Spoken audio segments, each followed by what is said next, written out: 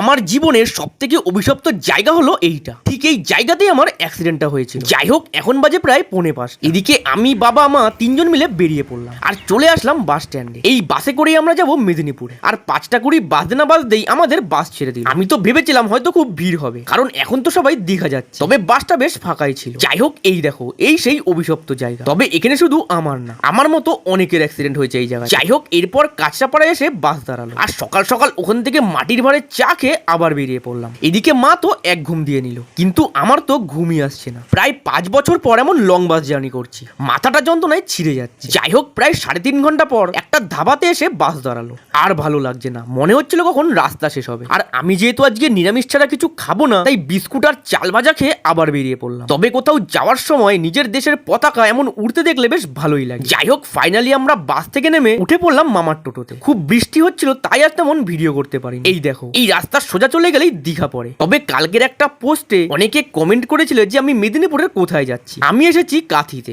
এখানে আমার মামা বাড়ি। তবে মামা বাড়ি যাওয়ার আগে এই মন্দিরটা দেখলাম তৈরি হচ্ছে, ছোটর মধ্যে দারুণ লাগছে দেখতে। এরপর বিকেল হতে মামার বাড়ির সামনের এই ছোট্ট মেলাতে আসলাম। এই যে সামনে এত রথ দেখছো, এইগুলো অনেক দূর দূর থেকে অনেকে নিজের হাতে বানিয়ে এনেছে। যারটা বেশি ভালো হবে সেই রথের টিমকে পুরস্কার দেওয়া হবে।